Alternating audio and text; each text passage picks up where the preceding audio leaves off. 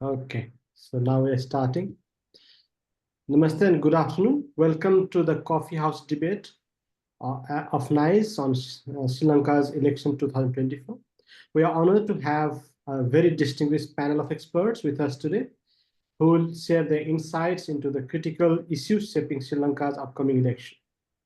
The 2024 election represents a pivotal moment for Sri Lanka as the country faces crucial choices that will determine its political, economic, and social trajectory. Today's discussion will delve into the key stakes, challenges, and potential scenarios that may emerge from this electoral process. It is an academic discussion, and our aim is not to promote any political parties or political candidate, but to understand the Sri Lankan election and different aspects related to it, such as what can be the possible outcome of the election, what would be the nature of new government, how has the political landscape changed since 2019 presidential election and 2020 parliament election? How do we assess the influence of Mahinda Rajapaksa and Gotabaya Rajapaksa in this election, given their historical dominance? How important is the Tamil and Muslim voters in this election, and how are parties positioning themselves to win those constituencies? And what are the major agendas that will dominate this election? And how might Sri Lanka's relation with key global players like China, India, and the US influence voters' preferences in 2024? Without further ado, I'd like to extend a warm welcome to all our esteemed speakers, Dr. Pavitra Jayawardene, who is Senior Lecturer at Department of International Relations at University of Colombo, Dr. Amali Vadagedara, who is Senior Researcher at Bandaranaike Center for International Studies, Asanga Abe Gunasekara, who is Executive Director at South Asia Foresight Network based in Washington, and Dr. Gulbin Sultana, who is Associate Fellow at Mohan Parikar Institute of Defense Studies Analysis based in New Delhi. I'd like to request all the distinguished speakers to make their remarks based on the above concerns into maybe 7 to 8 minutes. To begin with, I'd like to invite Dr. Pavitra Jayawardena to share her thoughts. Over to you, Dr. Jayawardena. Thank you. Thank you very much, Dr. Pramod, for this invitation, and I'm very honored to be here today with this very distinguished panel. Dr. Pramod, how long I might have? Maybe 7 to 8 minutes, maximum 10. Oh, okay, right. So feel free to remind the time. Yeah. So I mean, now we are both myself and Amali, we are based in Sri Lanka, so we are under election laws. So there would be some, we will not, at least I will not try to violate the election laws in this very transitional period. To talk very generally about the importance of the elections and the kind of, the trend, and especially in the context of economic crisis and the crisis in general, crisis of the governance that Sri Lanka is facing, 2024 remains as one of the most important elections following a people's uprising. And it has been very interesting in the whole of South Asia to see people's uprisings and how they end up and what it means for the democracy of the region. So Sri Lanka has, I think, been a very interesting case to think about the democracy, the character of democracy that is in play.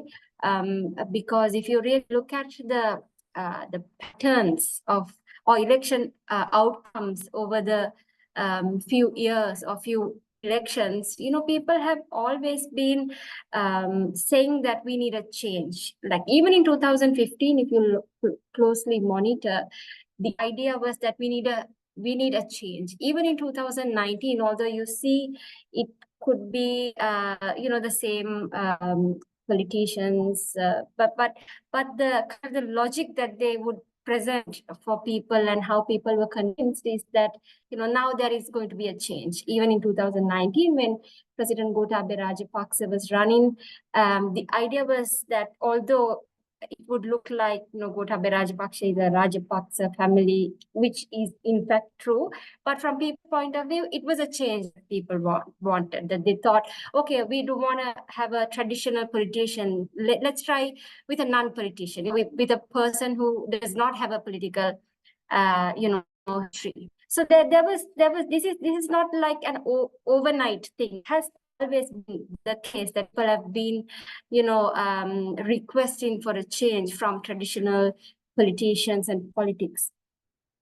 So and then I would call it with the people's uprising, the tackle of this, the whole the request from people, and we saw a huge mass uprising, although we might think that everything has come back to normal and people have gone home and there's no people uprising anymore. In my opinion, it's not true, but that moment was very historic in Sri Lankan history, and it was very interesting because people asked for a change within the system. It was not kind of a civil disobedience that we had in Sri Lanka.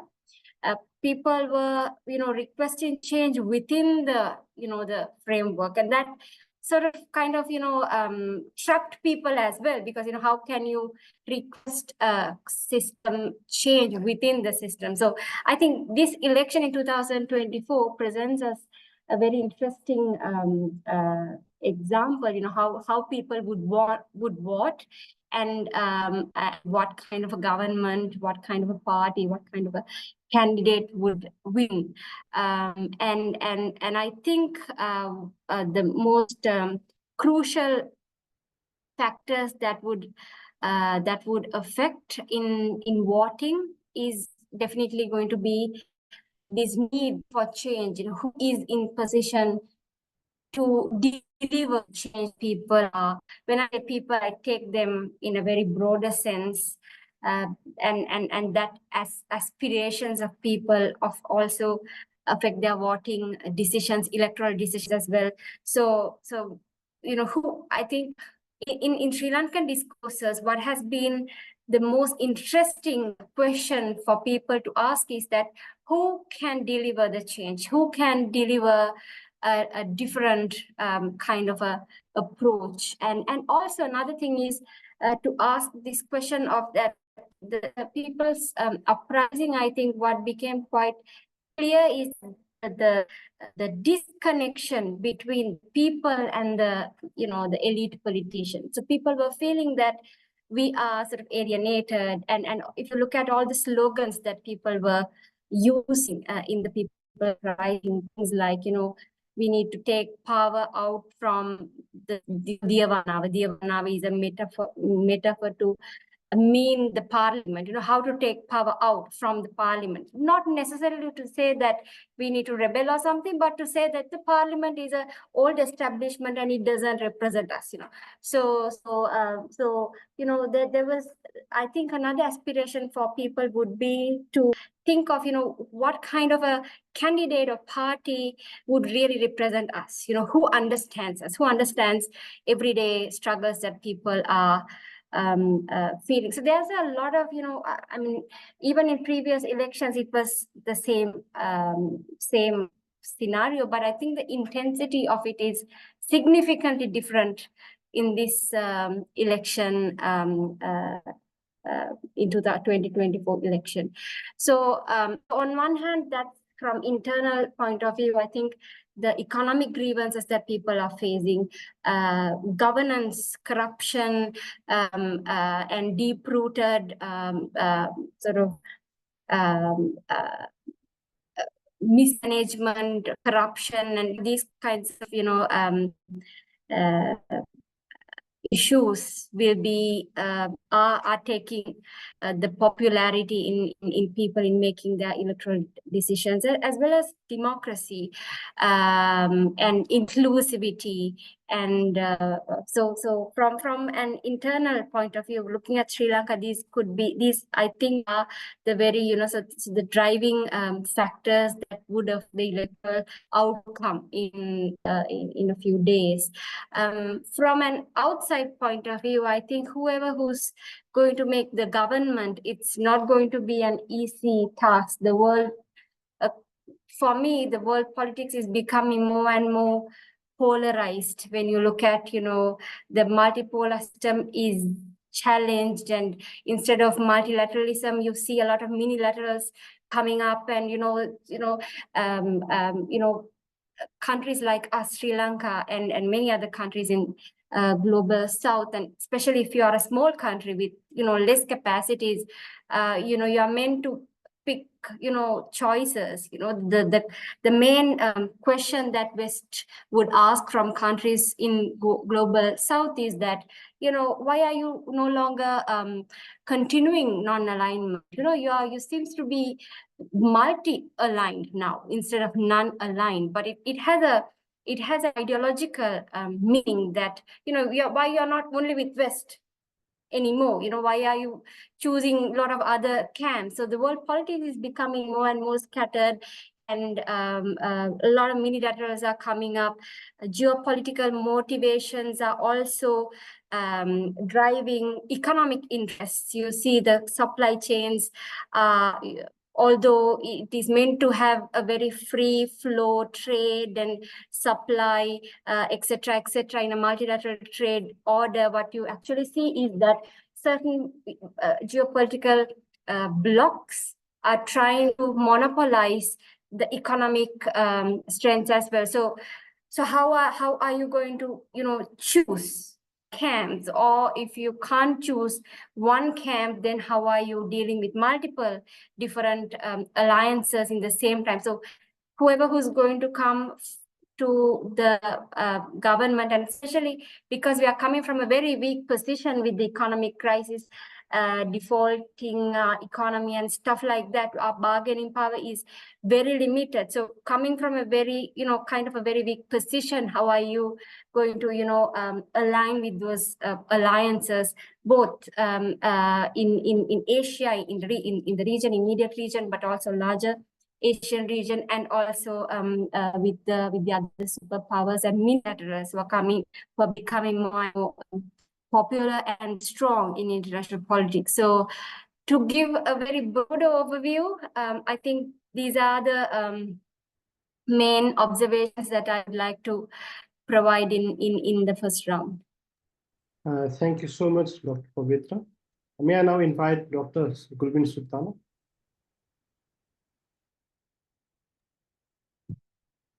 Good evening, everyone. Am I audible?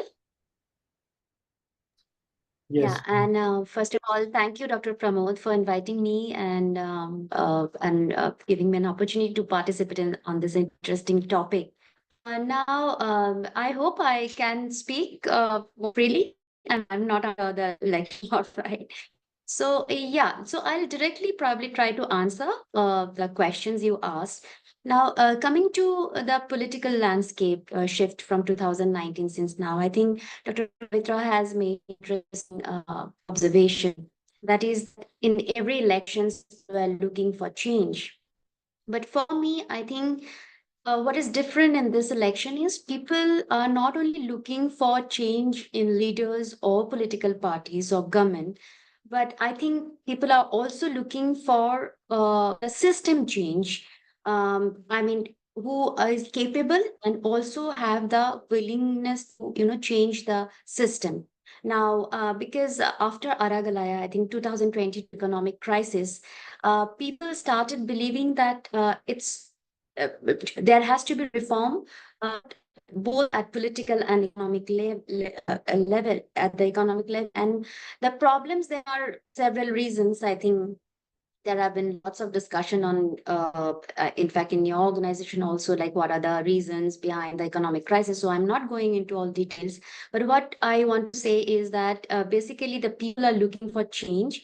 And interestingly, this time, what is the difference is that every, I think, section of the society of Sri Lankan people, I think they are looking for change. Now, the difference is, I think different in opinion is who is going to bring change at what kind of change they require. I think there people are going to choose, their leaders. Now, coming to your next question, and what is the agenda? And I agree with Dr. Pavitra. I think this time around, the main issue will be corruption and governance. economic issue, because that main issue is affecting everyone. And that is why actually I think people are talking about changes, because whosoever is coming, it becomes very difficult for people to change the reforms, because the mainstream political parties, they have been there since independence. Even if new parties come, they are just part of some previous political parties. So it becomes very difficult for them to bring real change in the society. I think that is why people are looking for some alternative option, like who are ready to, and who do not face any obstacle to, to bring reforms in the country. So I think there people will decide who they are going to vote. And coming to Gotabaya, Rajapaksa family, Gotabaya Rajapaksa and Mahinda Rajapaksa's family, because we all know this entire Aragalaya protest was mostly, it started with Gotabaya, and it was against the Rajapaksa's family. I think in these elections, they are not playing, their influence has diminished significantly compared to 2019. And in terms of agenda, also it was different, because the 2019 presidential election happened just after the Easter bombing attack. And that time, I think the main concern is who can provide the security to the country. I think that was one of the major issue in that elections. And it was believed largely, I think, that because of Mahinda Rajapaksa's role, Rajapaksa family's role during the Ilam war, to deal with this kind of terrorist attack and all, probably Rajapaksas are good for the country. And I think that also played an important role in the 2019 presidential elections. I think that is no longer the case. I mean, that main concern is the governance, economic grievances, survival. How can people and have their fulfill their basic minimum needs. I think that is the main concern. I'll be very quick so that we can get more time on to discuss the issues. Now coming to the role of India, China, or like the other global players, what I understand this time, foreign policy is not a big issue actually in the election agenda. Mostly people are focusing on the domestic issues. And of course, I think when people are talking about changes, in my view, I think in this election, there are though 38 candidates. I think two frontrunners are basically NPP's leader Anurag Kumar Dissanayake and Sajid Premadasa. I think people are talking about them probably. So I think there are different views on this. So while a section probably of Sri Lanka, they are believing that the main focus should be on domestic issues and who can deliver those issues. That's important. But also more, I think, particularly the civil society and the elites and intellectuals, basically Colombo-centric view, probably they are thinking, also considering that it is important to see the domestic and foreign policy issues, because you cannot ignore, particularly at this time of crisis when Sri Lanka has to think about the economic recovery and all. So foreign policy issues cannot be ignored totally. So it is also an important issue, and that is many people are assessing who can, many people are not ignoring the foreign policy issues. So I will end at that, and maybe in the next round and the question answer session, I would like to focus more on that topic.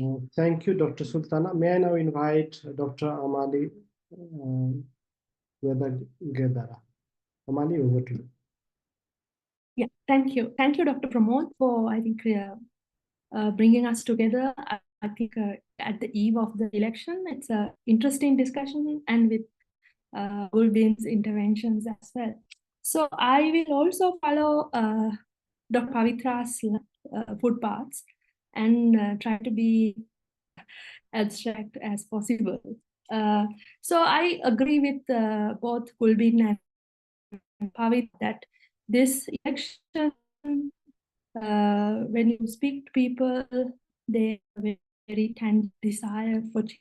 And as Pavitra also said, we are learning from the experiences of and expectations from 2015, where everybody came together to defeat Mahinda Rajapaksa. It was a very broad front, actually. And people know how it ended.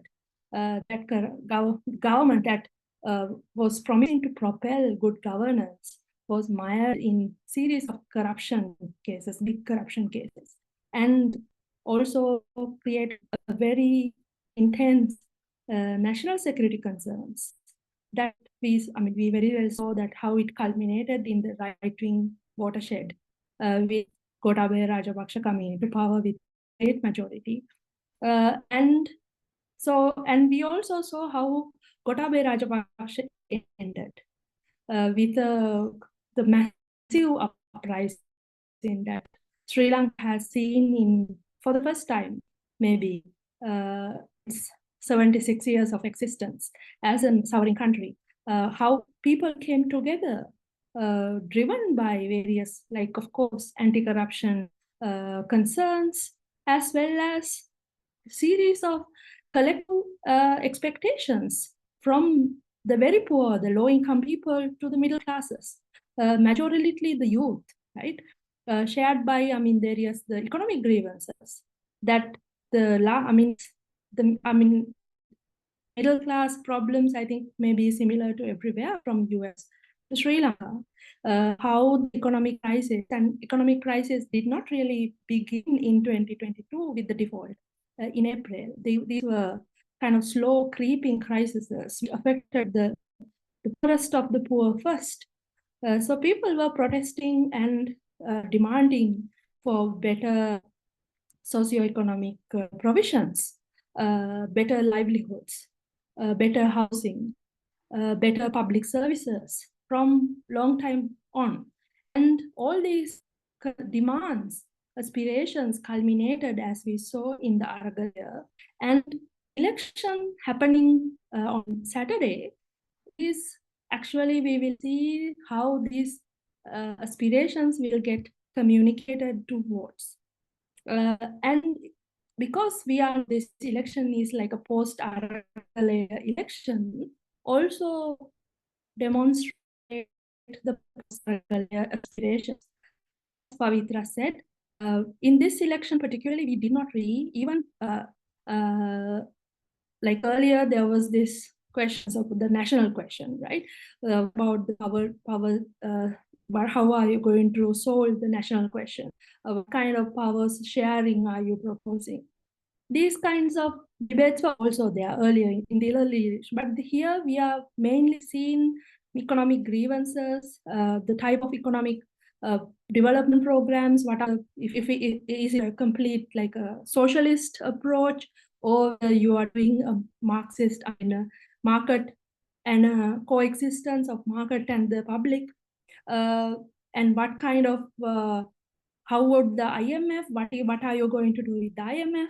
So all, it's also if you look at the articulation, it was mostly on the economic lines. And I think all the politics were also careful. The elected president, Ranil Wickremesinghe, was very careful also to address, to kind of deliver to these concerns, right? And it also kind of then how he, for example, he said, all farmers' debt will be cancelled. So to hear something like that from a president like Ranil Wickremesinghe, who, and after he got elected, under the watch of the IMF, disconnected electricity of more than 1 million households. Ever since, with the economic crisis, more than 30% of Sri Lankans have fallen into poverty. So to hear, that was the extent to which Sri Lankan post-Aragalaya government implemented the austerity measures that IMF advocated. And even that government, the political leading that government, is proposing, promising debt cancellation. So you see that, these are the real needs of the people, right? And that's why democracy has become like a window dressing. At the eve of an election, you are bound to address these concerns of the people. Though I think Gulbing or Pavitra said that policy is a secondary issue in this election, I'm not really sure. It's of course not very articulated. If you look at the political parties, the major political parties contesting. But if you look at the post-Aragalaya and the post-crisis and how Sri Lanka went to IMF, there are, I think, concerns with US and India, right? India has clearly made greater inroads after Sri Lanka went to IMF and with economic crisis. And probably the land grants or the investment projects coming up in the north and east, and particularly with this Adani projects coming up in Sri Lanka, there are, I think, concerns. And I mean, Adani, I think, is kind of a global affair, right? Like in Kenya, also these have become very, and in Bangladesh as well. So, what role the India and the US will play in this election is also a concern among the people. And yeah, so I think let's continue, I think, more for the second round. Thank you. Thank you, Amali. Now I'd like to move to Asanga. Asanga, over to you.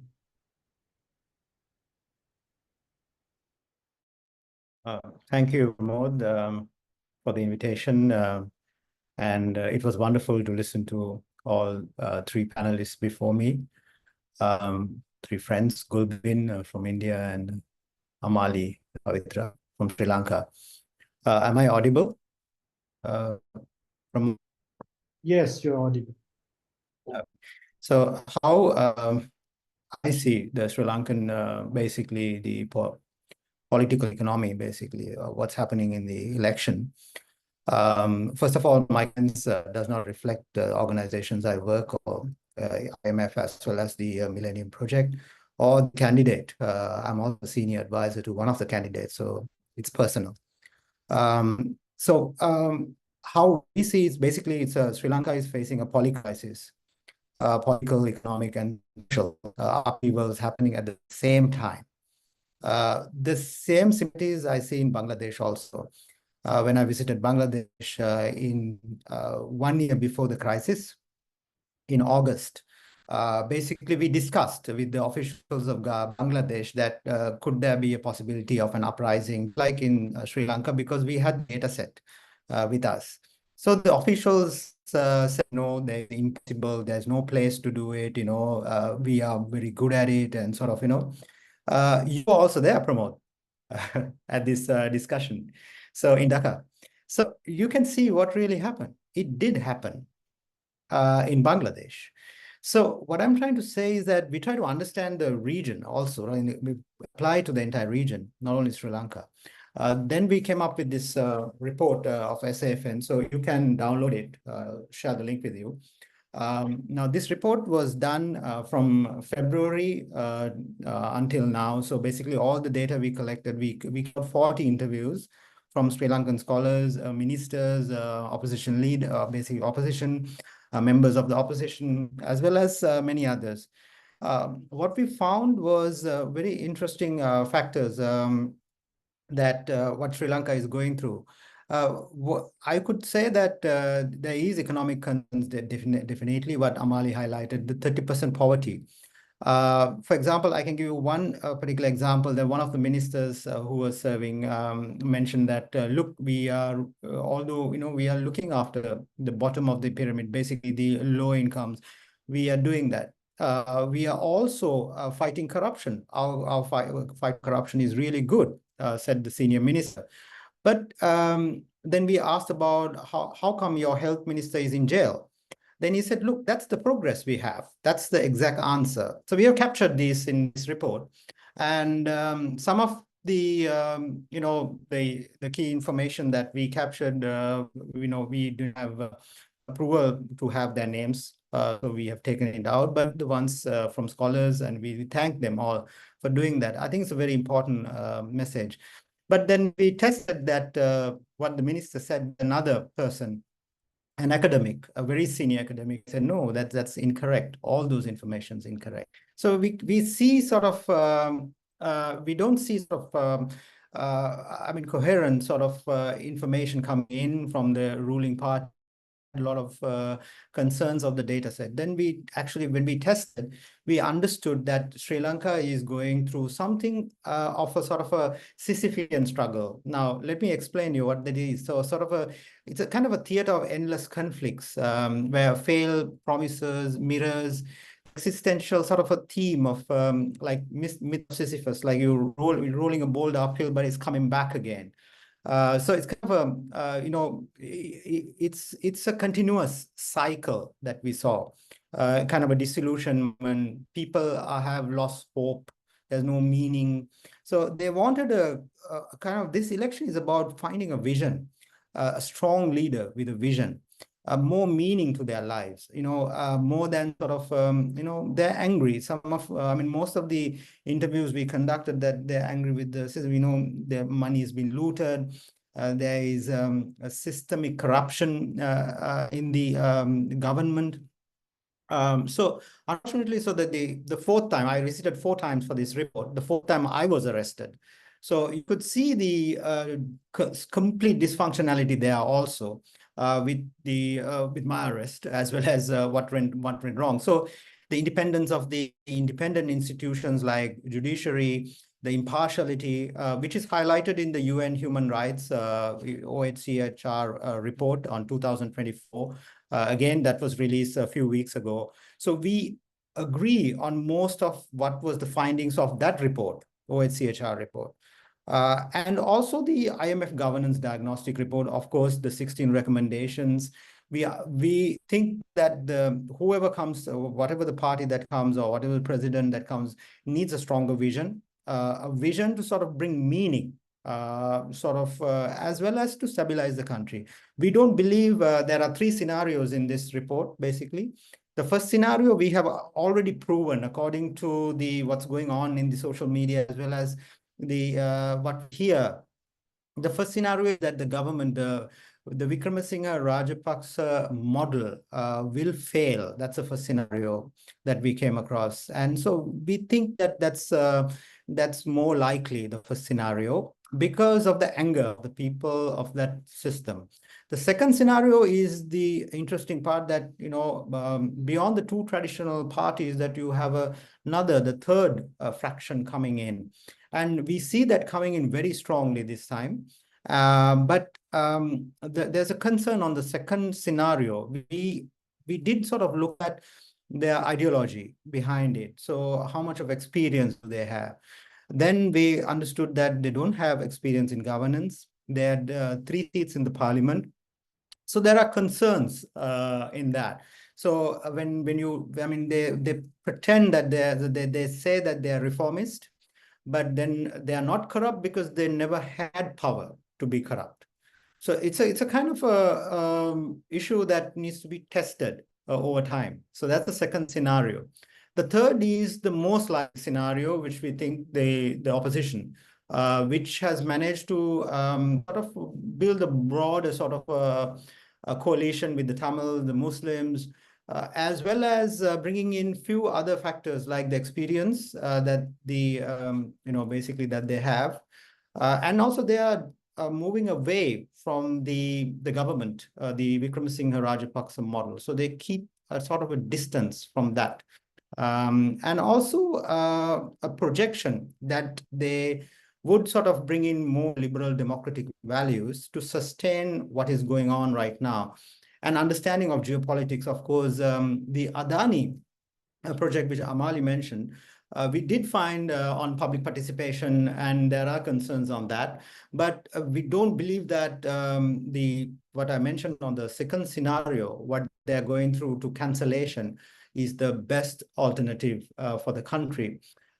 So because of many geopolitical reasons, so between what Sri Lanka requires is stability, so much more experienced leadership, than sort of a reformist, a quick reformist and an inexperienced sort of a model. So if now there's a concern of this second scenario, which I mentioned, that it could sort of lead into they would use national security as a sort of a pretext to sustain that model for some time if the second scenario emerge, something like moving towards Myanmar or moving towards Pakistan, because of the military as well as the security sort of concerns that they have as a party from the history. So that's something to basically that's a kind of a warning as well as a risk for the Sri Lankan people. So I'll stop there. Thank you. Thank you. Thank you so much to all the speakers for the remarks. It was really insightful. We've got lots of questions and we hardly have around 35 minutes. So let me move to the questions. One is free to choose whatever you prefer to answer, but there's some questions which have been directed to Asanga or someone others, but you are free to answer any of those. Like first is to Asanga. Like Asanga, you were the technical advisor to IMF. So let me raise one question related to IMF. While the $2.9 billion IMF package has helped to stabilize Sri Lanka, what further steps are necessary to ensure sustained economic recovery and long-term stability? That is for Asanga. Second, what role do the youth and new political movements play in shaping the upcoming elections? In fact, I was there in Colombo in March 2023, and we saw there's a strong protest around the country and youth has played a role. So what is the role of youth? How active they were in this election? Did you find, was it new or it was normal? So that is what is there. Another is also to Asanga, what measures are in place to ensure a free and fair election in 2024, especially considering concerns about corruption and electoral integrity? So obviously, when it comes to South Asia, there's a question that sometimes the elections are rigged or it's like they use their power. So what is there to ensure free and fair election? Asanga and others can also respond. There are lots of questions on the role of external players. And like in South Asia, we all know that China, US, and India has a role. Sometimes it is exaggerated as well. But they do play a role in funding or supporting certain political forces and all. So there are lots of questioning about whether India has supported a certain force or China is backing the others or US. So there are lots of questions on those lines. So maybe if you can highlight more on the role of external players. And there is also, given the potential for political instability, what are the possible post-election scenarios? How can the new government address both internal and external challenges? We have received another question from someone in the chat.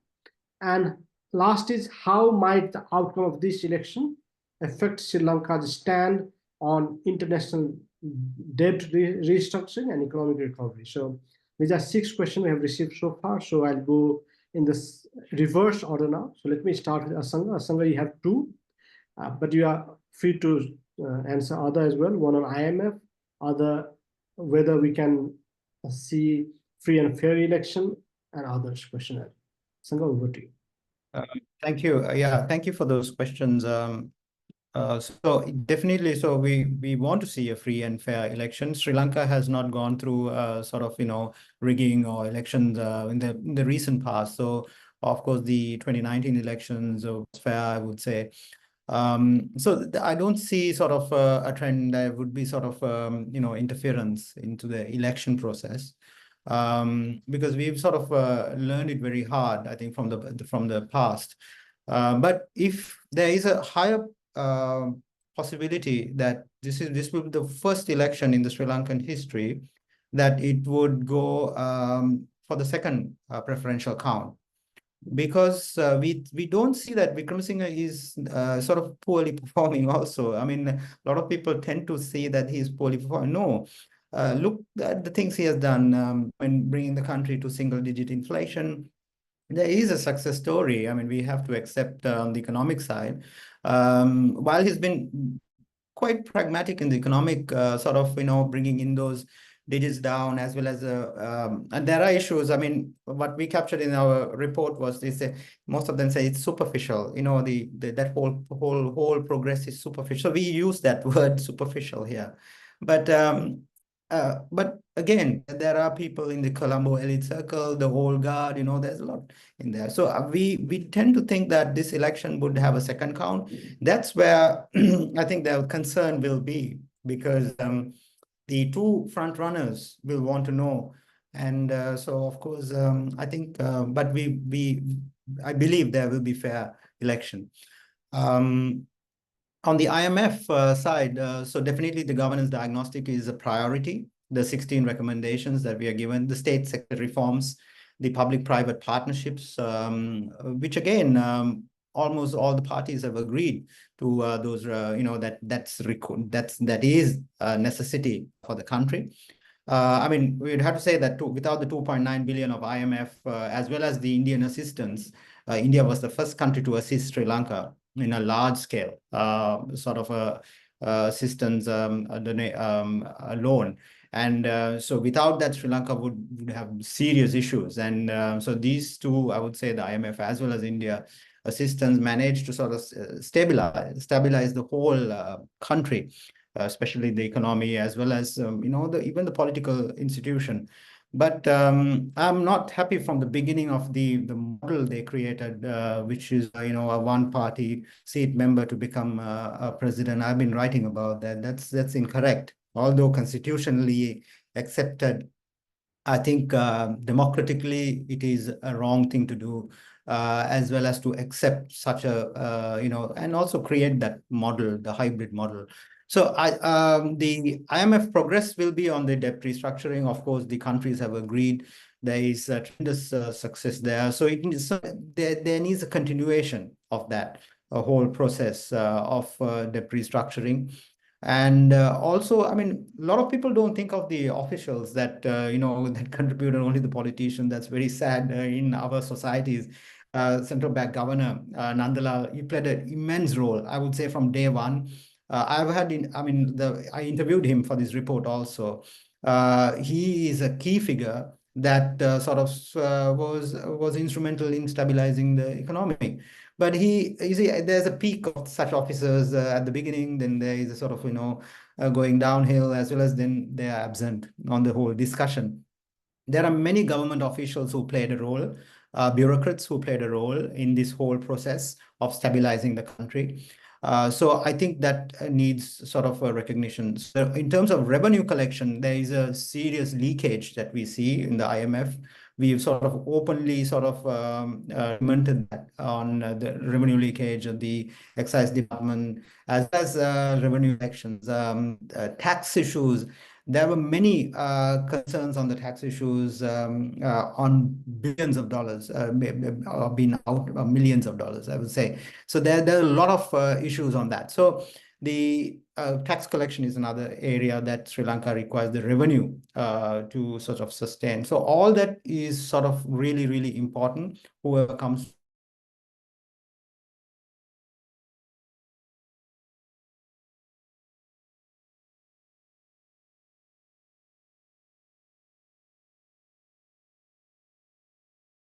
I think we lost him.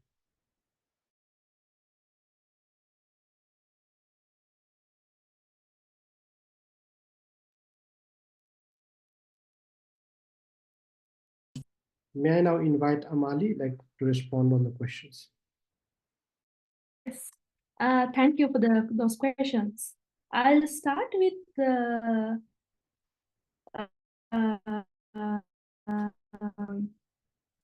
maybe the scenarios and go on to the debt question and IMF. So I think the future government, it's not going to be easy, because as we know that we are in the middle of an IMF program, and debt restructuring negotiations were, I should say that they were unnecessarily hurried, knowing that it is not an unelected government. And there was the extent of uprising that we saw in Aragalaya for a substantial change in the regime. but we did not really. We should have had elections immediately after the Agalayer. We did not have it. We appointed the parliament, elected Ranil Wickremesinghe, who got barely elected. He was not elected, in fact. He's a national list appointment. And a government of such a nature without any popular mandate to determine Sri Lanka's future by ensnaring the Sri Lankan people who will ultimately be burdened to pay for the debt. In this IMF program, I think it's an extremely undemocratic thing to do. And today, like just before this webinar, we got to know that the bondholders have concluded a agreement in principle. And we are wondering why, like, it's like one day ahead of elections. And how can you, and how can IMF allow things like that? Like, because clearly the incumbent government is not going to hold power on Sunday, right? That's like my point of view. But at such a transition to conclude things like restructure, I think these are clearly showing the kind of hurdles the next government will have to cross. And how are you going ahead with the bond deals, the debt deals, or are you going to renegotiating afresh? And even if you say like the coming government is going to, the president and the government is going to go ahead with the bond deals, and clearly there are, people like Brad Sester has written about it, didn't it? And in Sri Lanka also, political economists have commented on the bond deals that we have received, that Sri Lanka is walking into another second default after 2027, when we will start paying our debt. So these are the challenges that Sri Lanka has faced, the next government will have to face. And in my point of view, if you really want to make the change that the people want, we need the government that is going to form a government, the party that is going to form a government will have to clear disconnect from the political as well as the economic model that we have been pursuing. But when you look at them, we cannot talk about manifestos, but you really don't see that kind of disconnection from the status quo. And how would the future needs of Sri Lankan government in the coming months and years, how would that translate into foreign relations? So Sri Lanka, as I said, we did not really receive a significant debt reduction. So that means to repay, we will have to borrow again, right? More debt to repay our old debt. So unless that the future government is going to pursue the same path, resorting to the private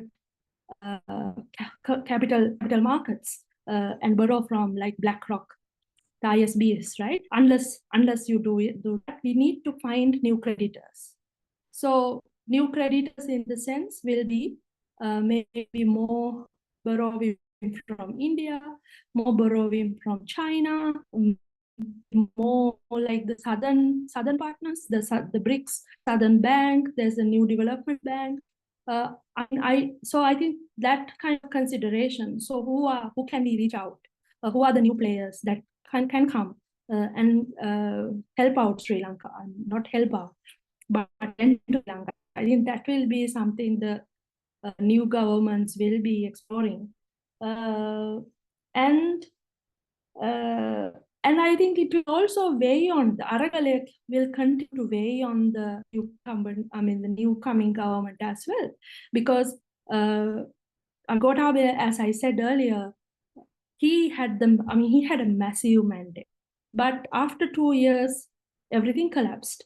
So there are possibility, right, that people will come to roads, and we saw it in Bangladesh. things are kind of similar in Pakistan as well, and in Kenya. So people are saying because it's very clear they are not going to stay silent and be obedient. So that possibilities will also weigh on the future governments, and whether they are going to quell kind of dissent, right? There will always be limits to how much you suppress. And I think the other kind of fear that I have actually, in case the future government fails, we have seen in Sri Lanka these political cycles. We saw in 2015 was this great desire for change, for democratic change, and for democracy, right? Functioning democracy. But in 2019, it went to a massive right-wing uprising in terms of like the election. I fear such a repetition of 2019 in another 5 years or less, because we see that Rajapakshas will lose their power, but they're very capable of manipulating various divisions we have, our fears to political gains. So this is actually what I am fearing, that the failure of the future government will result in a similar scenario like we saw in 2019. Thanks. We had lost Asanga, so I'll get Asanga. Asanga, over to you.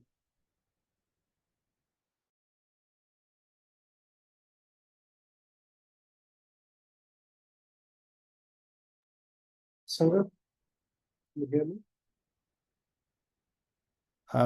Can you hear me? Yes. Right.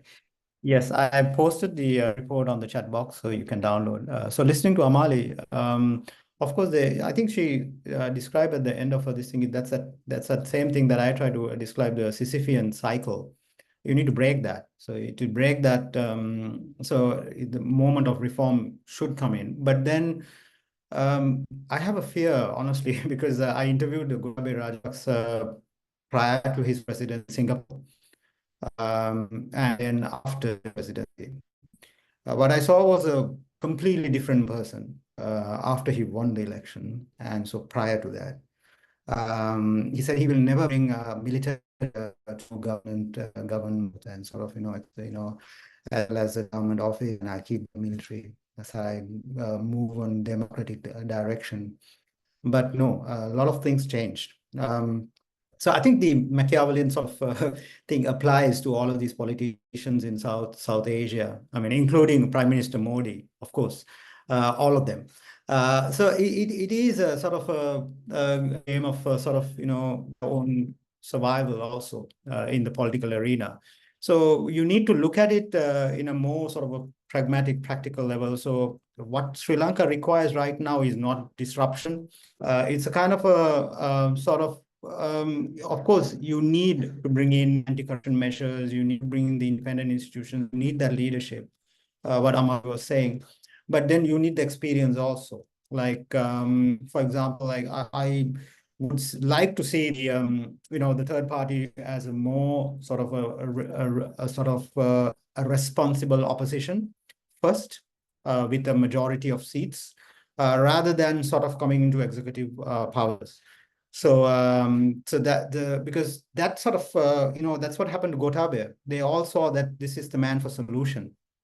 That was all wrong, because one man, it's not a one man's operation. It's not one man's centric operation or government. So it's many. So people like Harsha De Silva, Iran, so all of them do have the competency, I believe, to sort of sustain sort of the stability that Sri Lanka requires. And yes, I hope that, there won't be sort of that sort of disruption. And what Sri Lanka requires is stability, and those IMF programs as well as others to sort of, continue. And those programs have brought in many eye-opening sort of in public also. The governance diagnostic clearly highlights issues of systemic corruptions and all that. So it's a clear warning as well as a moment to change. So I stop there. Thank you, Asanga. May I invite Gulbin? Thank you for those questions. Probably I would like to address on that external powers. But before answering that question, I would like to mention here that all views are my personal views and not of my institute or Government of India's. Now, having said that, let me focus on India particularly because India and Sri Lanka, it's a totally different relation, and there are sometimes concerns in India on India's roles because of historic, past experiences and all. But I think India has had experience with all the neighbors whenever election, like post-elections, whenever there is change of government, and India has that experience. But in my personal view, before we saw that India was identified with particular party, I mean, Government of India, particular party or particular leadership. I think what I see now in last couple of occasions, India is trying to, debate from that position. India, of course, India works with whosoever comes to power. But then now I think India wants to engage with all the stakeholders, the political parties. So I think in that context, probably India has tried to engage with all the political parties before the election. So I think other than that, India doesn't have any intention to work because India has already had that experience of, has that experience, heard that criticism that interfering in internal affairs. So I think India doesn't want to be in that position. So there is no such a role, I think, role India is playing. And India will be working with whosoever government comes to power. Now, coming to the future of Sri Lanka, I think the concern, as mentioned by Asanga and Amali, I agree with them. But my question also, like, other than the technical issues, because power, I think people of Sri Lanka, they have lots of expectation from the leaders. The main concern is like whether they will be able to deliver. Because I mean, promising thing before election is totally different, but after coming to power, they'll have to look into several issues, factor in several. I mean, they will have to approach, as Asanga said, they have to take a pragmatic approach. So then how, I mean, will that satisfy the people of Sri Lanka who wants a drastic change? I mean, that's a different debate, whether that's a, I mean, reasonable demand or not, that's a different thing. But I think that kind of disappointment will be there. And I hope that if any political, I mean, instability kind of situation, that is not, I mean, that will have an impact in entire region. So I think those kind of concerns will be there. So I think that's a concern. I mean, I don't have answer what it will be situation look like, and we don't know how the leaders and the new government will deal with the situation. But I think the concerns will be there. And on the Adani issue, I think, and it's totally my personal view. It may be different from many of the Indians also. But what I would like to know, whether this Adani project, I mean, of course, I mean, I understand there is a kind of anti-India sentiment in Sri Lanka that's there. But I would really like to know, I think it's important to see that project against Adani, it's against an Indian company or against a process that because due process was not followed. Because I mean, we cannot jump into that relation, that conclusion that how it will impact on India-Sri Lanka relation based on only one project. I think there we need to really look into the issue carefully. What is the main issue? It is against Indian company or because of some other due process was not followed or some other issues involved in it. I think it's very important for both the countries because we need a good relations. I mean, it's important both for Sri Lanka and India. So based on one project or two projects, we cannot draw any conclusion. So I'll stop here. Thank you. Thank you, Gulbin. May I now invite Dr. Pavitra? Thank you very much. And we'll touch on external players as well as the role of youth and women in this election. and also briefly on post-election scenarios. The role of youth, and youth was the question, but also I also added women into it, is quite significant, I think, in this year.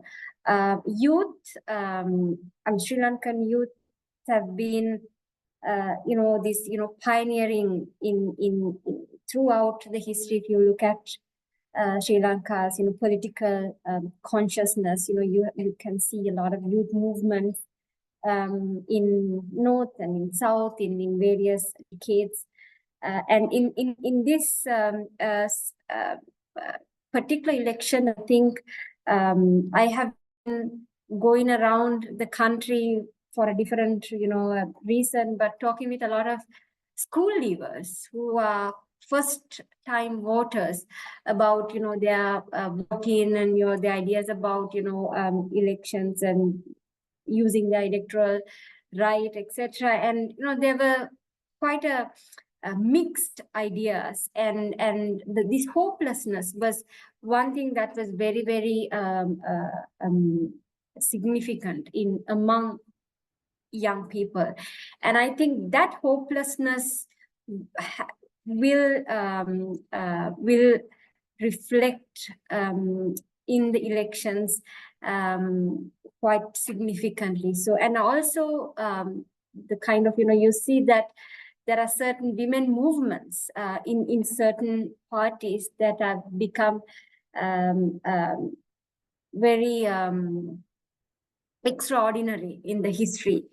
So the first time in the history you see massive amount of women masses coming into politics, listening to political speeches, engaging in political activities. It's quite significant. So I think it's it will affect the electoral outcome quite significantly. So so I think in Sri Lanka, and also in the case of South Asia, I believe that the democracy lies in the street.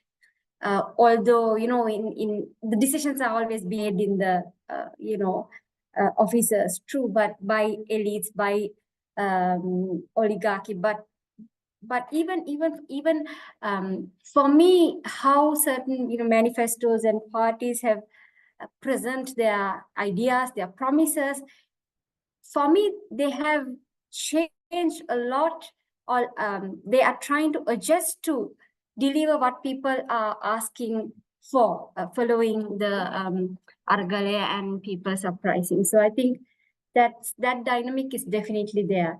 In terms of external players, Kulbin was talking about India, and similarly the United States embassy. We saw a lot of statements putting out that they're going to work with anyone who's going to come into the government.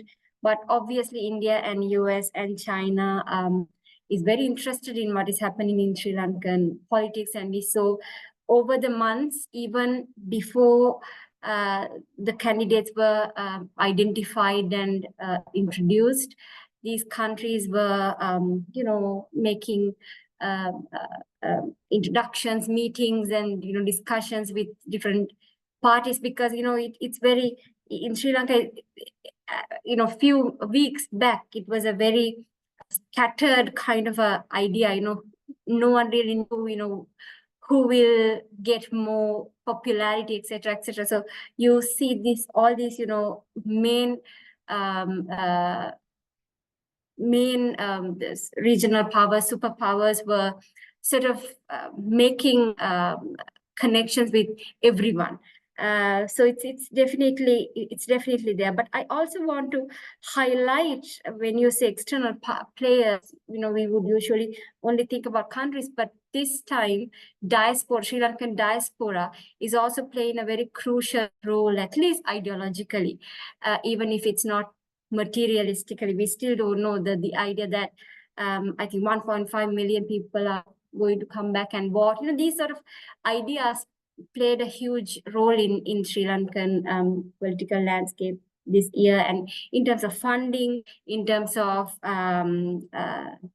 getting into sort of political discussions about who has to come to power, coming from outside, from developed countries, mostly those who are permanently settled outside Sri Lanka, they were quite involved in suggesting, how Sri Lankan people, voters must vote. So that element was there, and some parties also, sort of promoted their relations with the diaspora as a way to get confidence from Sri Lankan voters. So to say that, okay, we have these relations with these, Sri Lankan migrants in these countries in this capacity, assuming that will give them some legitimacy and confidence from Sri Lankan voters. That was quite significant. That was not completely new, but the intensity was significantly high. And talking about the post-election scenarios, I very much am with both Amali and Gulbin about whether Sri Lankan voters or whoever who's going to come to the government, definitely people have over expectations, and because of that there could be a situation where they will be relatively deprived very soon. So that is I think there. But I also want to comment on the Gulbin's last question about Adani, and is it the ideas about Adani or the sentiments against Adani is also affecting kind of an anti-Indian sentiment in general. I would say what I have observed is that in the past few months, at least, or years, or 1 or 2 years, what I have observed is that in Sri Lanka, you see, as in any country, you see different bubbles shaping politics and political decisions differently, right? So when you look at these, scholarly discussions, academic discussions, and policy level discussions in the media, so those who have the technical knowledge to talk about, should Sri Lanka be renew its relationship with India, or go with China, or go with US? There was this idea that a lot of people were suggesting that Sri Lanka should refresh its relationship with India. It's not the India that Sri Lanka dealt 20 years ago that is there anymore. You need to realize. So there's a lot of not pro-Indian, but that ideas that Sri Lanka should refresh its relations with India, but that's in those bubbles. But when you look at the public opinion in general,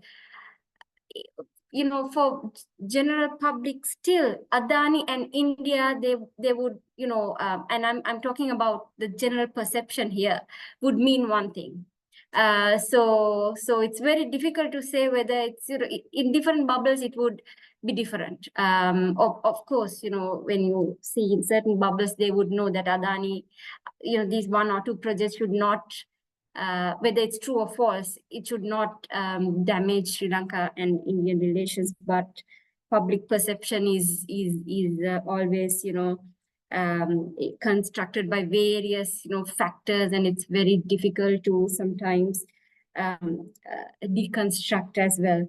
So yeah, so those are the basic ideas I had on these kind of questions. Thank you, Dr. Pavitra. We are running out of time, but still we have lots of questions, and I want to raise 3 or 4 because they are very important. One is that there are lots of questions on the trust on political leaders, like how is political trust in the political leadership and key institutions like parliament, judiciary being affected by past corruption scandals and government failure. These are most practiced in South Asia. So one, the trust on political leaders.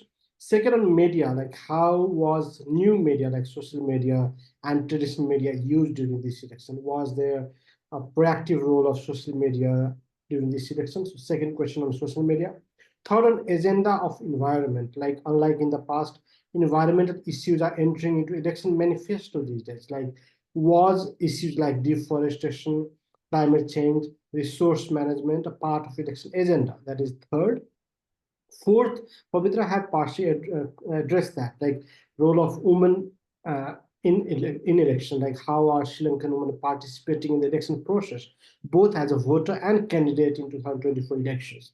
Because there are examples that in Nepal we see significant representation of women in politics, especially with quotas ensuring their involvement. So how does Sri Lanka compare in terms of women's political representation in empowerment? So one on political trust, on political leaders, as well as the institutions, second role of media, third environment as an agenda, and fourth, gender and women. Let me go back in the same order. I'll start with Asanga. Asanga, over to you. And this will be the last round. On the basically some of the comments I heard from my fellow speakers that I think the most important on the foreign projects is transparency, which is lacking. Again, we have highlighted this very clearly in our report, that lack of transparency is a serious issue with the general public on major strategic projects that are there.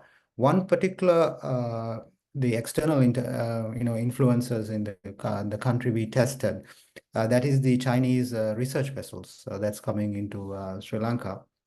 That became a concern to India as well as, to the regime. Then they declared a moratorium. So we clearly tested that.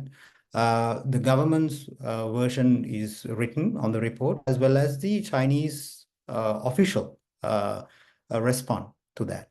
So when we tested that, it's very clear that the government of Sri Lanka invited the Chinese. It is not the Chinese that wanted to come basically deploy the research vessels. It was an invitation from the government. So that was, tested twice actually. And so that is clear now that the invitation came from the government because they want to enhance their capacity in hydrographic research and all that. So, so like that, I think what Gulbin mentioned was really interesting, because one particular project doesn't sort of reflect the the issues that that they try to sort of certain parties try to politicize it, saying that the relationship is strained and all that, and no, it is not. So I think the view on that particular country. So I think a balanced relationship is what is required with all these powers that you discuss. So you need some sort of political sort of maturity, as well as to bring that stability. You can't just talk about it and bring on the social media. I can basically relate to that. So I've been sort of following on that. There's a clear echo chamber built on the social media by one particular party. So we're basically highlighting the economic deprivation as a political tool, channeling frustration to undermine the establishment, like, to seize power. So I can see that, this is the establishment problem, sort of. No, it is not. Establishment also has done good things, apart from the bad things, so there is both sides to it. But then, do they have the solution to it? No, they don't have the solution. Clearly, it has not been tested, their solution at all. So there is an issue of amplification of this, this echo chamber, saying that, okay, this is, what you have, the economic deprivation, all that. So they're using it as a tool. So that is clearly visible. And I think the most important, I mean, there are a lot of social media users, of course. There is an impact from social media. But when it comes to, I think, the vote, for example, in the last election, everybody made it a concern, a national security issue, because of the Easter Sunday bombing. And so it was clearly, you wanted a man who understands security. So he was very confident when I interviewed him, he's going to win. And because he's the only man to deliver security. But then everything what he said on the democracy, as well as a lot of other things, he didn't practice it. And he didn't sort of, I'm talking about Gotabaya. In the post interview, which I had 2 months ago about his book, as well as what he did, he very strangely blames external forces. He said that his advisors misled him. So it's kind of, he's leaving him out of that whole equation. Quite interesting. I mean, it is, so this is the sort of the dilemma that Sri Lanka has. the people want to see that change, then you have this disappointment. And so I hope that that won't happen this time, and there will be some sort of what they mentioned on the independent institutions. They're really important for a country. The Bribery Commission, we saw so much of issues in the Bribery Commission. So a governance diagnostic report of the IMF highlights those. The political interference to those independent institutions, that has to be taken out clearly. So I'll stop there. Thank you, Sunga. May I now invite Amandi? Yeah, thank you. I think it's one of the most beautifulest thing that we notice in this election is actually the role of women. And I mean, during the previous elections, women were, I think, present and visible in the election, but they were kind of very derogatory analysis of the women's participation. Like one time I heard that a lot of women attend Mahinda Rajapaksa's rallies because of sexual appeal. It's like appalling to hear that kind of narratives on women's participation in politics. But in this time, I think there's obviously clear embracing and active engagement as well to mobilize women politically into the election campaigns. And apart from, I think the how in terms of democracy and governance, the political slogans lying from Aragalaya is about how the elected representative should be accountable to people. And this is a slogan of the power to recall. I think it's also we hear it kind of reverberating throughout the campaign as well, that the elected representatives need to be accountable and transparent, and not only during the time of election, but also during the tenure as an MP or as a minister. And I think the social media has, of course, played a significant role in the elections. I was trying to find, there was some data on how much money each political party has spent on social media promotion, but I can't find it. But I think that's something, that kind of data, I think for the first time I saw in Sri Lanka, during a Sri Lankan election. So that shows that the social media has become extremely important, especially because Sri Lanka is an aging population, but there is a significant number of youth that all the parties are trying to, and of course, who are more savvy with social media than the older population. So social media has played a increasing role, and there was even a couple of days ago, social media, and the downside of it also, the bot posts trying to inflate visibility of some candidates. So, and especially in Twitter. So it's also, and how Twitter crowd is behaving, and how the Facebook crowd is behaving, the demographics and class also is, and how the type of politics visible, the differences visible in Twitter and Facebook. I think it's also very interesting to observe. Yeah, and in case of, I think India, it's very correctly, it's not only the Adani issue. There was, I think the most recent was the vessels and the dispute over Sri Lanka's continental shelf, right? There was a dispute, and I think, I don't know, so, and Kachathil. So it's very interesting to see how these old resolved issues are recurring. Of course, Narendra Modi has its own interests and maybe needs to keep these alive for his own political survival. And then, of course, because of the proximity and territorial borders are also, these are very integral to any nation state. and to people's sentiments. So it's a very sensitive issues. So that's, I think, how the Sri Lanka, the tensions between Sri Lanka and India are kind of sustained. Yeah, and I fully agree that, I mean, Sri Lanka and India, we need more stronger and peaceful relations. Thank you. Thank you, Dr. Abadi. May I now invite Dr. Gulwin Sultana?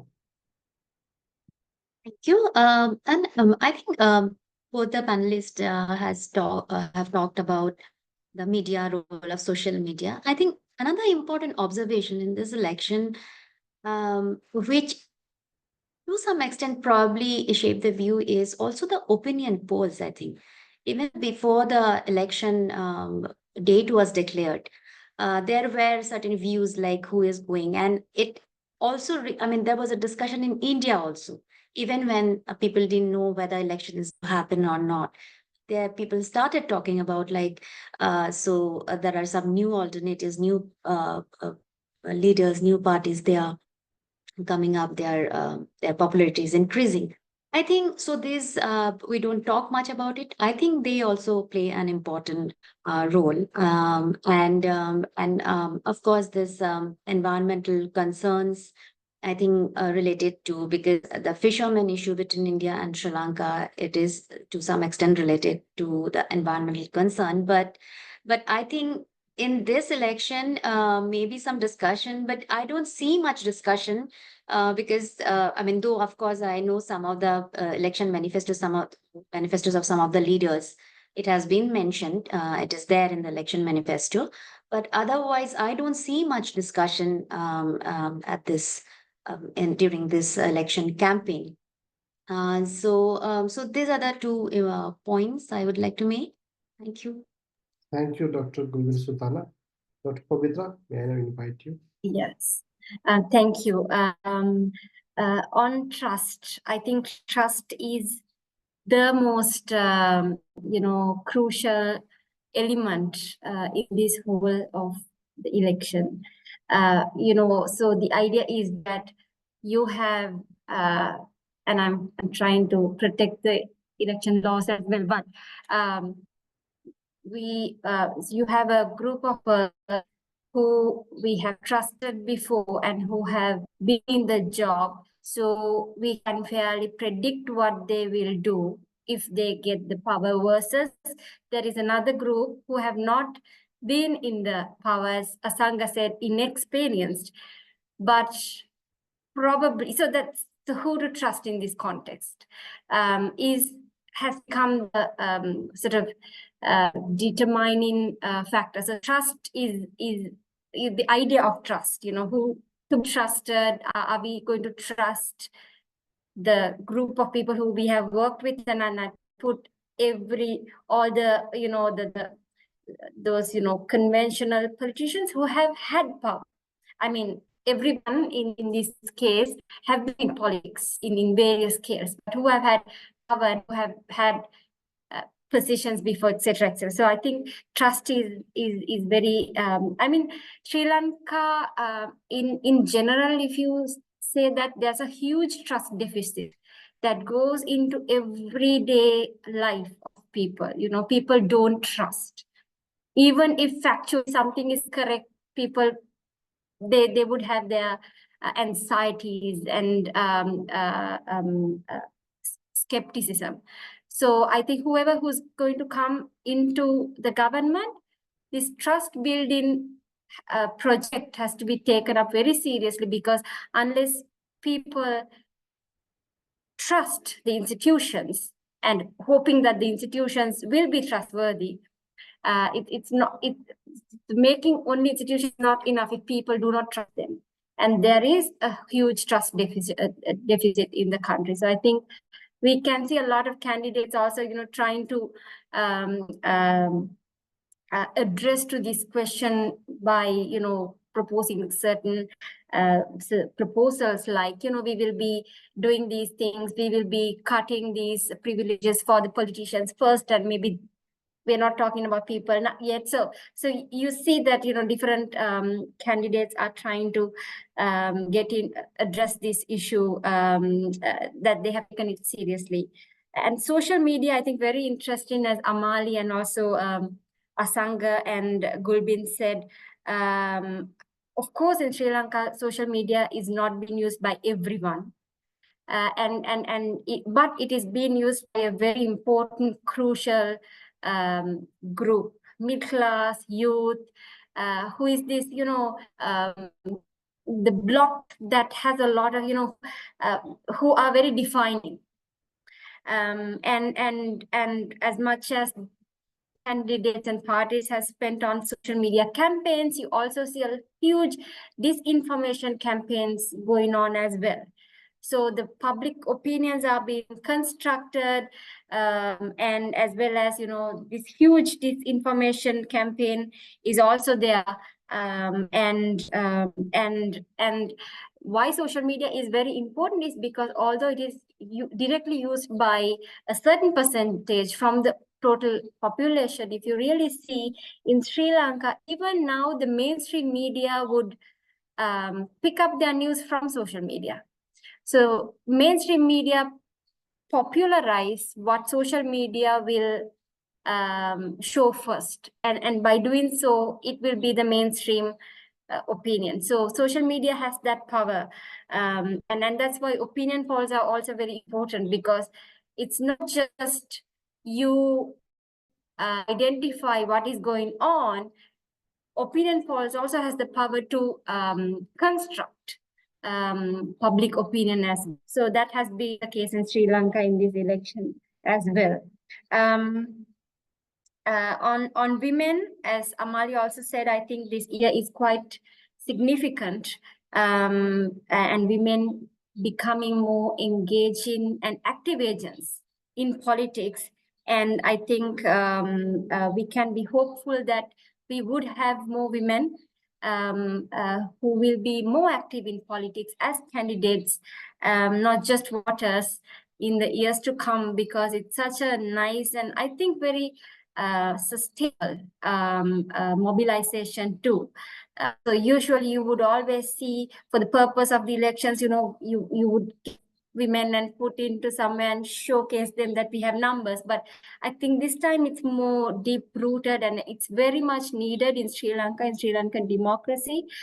Women are the majority, but we are the least politically representative women community in whole of South Asia, I think, although we are the highest literacy. So the whole idea that, women, if you educate women, they will be politically representate themselves, is not working in Sri Lanka. That the whole development discourse of, educate women so that they will represent themselves, it's not happening in Sri Lanka. So that's therefore it's very important that I think women becoming more active in politics. And I think this year, whoever was coming to the government as an outcome of the campaign, the whole process has been very engaging for women, which I think is a good sign for Sri Lankan. I'm an optimistic person in this case, so I think it will have positive effects in the future. Thank you so much, everyone. Dr. Pavitra Jayawardene, Dr. Amali Veda Kedara, Asanga Abhay Gunasekara, and Dr. Gulbin Sultan. Thank you so much for very interesting remarks. It was really insightful, and we'd like to thank you everyone for this valuable time. We'd like to end it here. We hope to have you again, maybe after the election, to discuss post-election scenario. We'd also like to thank all our participants for the interesting question and participation. Thank you so much and good night. Thank you. Thank you, Pramod.